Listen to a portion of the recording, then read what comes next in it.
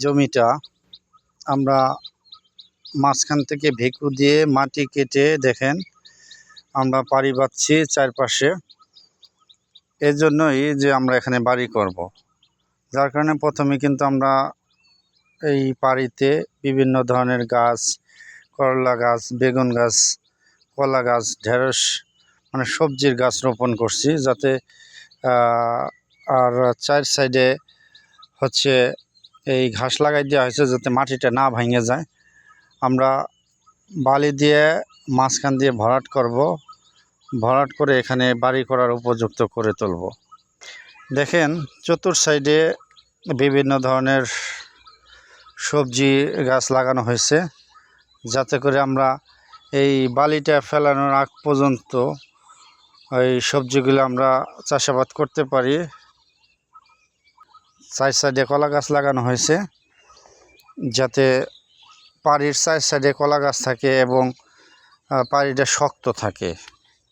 Net দিয়ে কিন্তু ঘিরেও দেওয়া হয়েছে। দেখেন এই যে আপনাদের দেখানোর চেষ্টা করতেছি, আমরা এই জমির মাঝখান থেকে ভেকু দিয়ে মাটি তুলছি সাইড সাইডে পাড়ি বাঁধার জন্য, যাতে বালি দিয়ে পরবর্তীতে আমরা সহজে এই জমিটাকে ভরাট করতে পারি।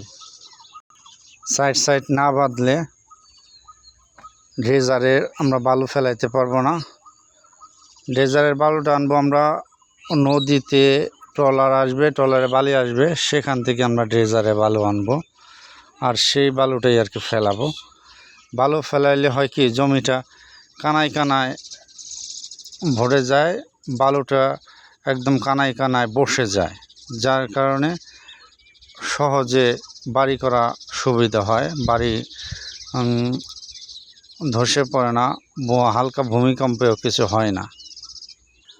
দুই পাশের ঘাসগুলি কিন্তু খুব তরতাজা হয়ে উঠছে। আর এখানে গতকালকে লাগানো হয়েছে লেবু গাছ। দেখেন লেবু গাছটাও কিন্তু তরতাজা, একদম টাটকা। আমাদের আরও পরিকল্পনা আছে লিচু গাছ, আম গাছ, কামরাঙ্গা, তারপরে হচ্ছে পেয়ারা, জলপাই, বিভিন্ন ধরনের গাছ আমরা লাগাবো।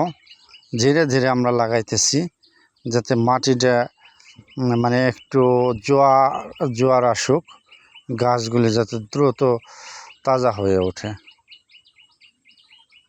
এই সাইড দিয়ে কিন্তু আছে পাট ক্ষেত, আমরা সাইড দিয়ে আবার নেট দিয়ে বাইরে দিচ্ছি, যাতে অন্যের জমিতে মাটিটা পড়ে না যায়, তাহলে তো মাটিটা নষ্ট হয়ে যাবে।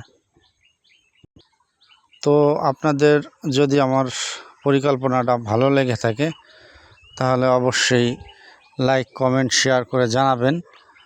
আরও সুন্দর সুন্দর ভিডিও যাতে আপনাদের দিতে পারি, সেই দিকে যাতে আমার উৎসাহ থাকে। ওকে, আল্লাহ হাফেজ।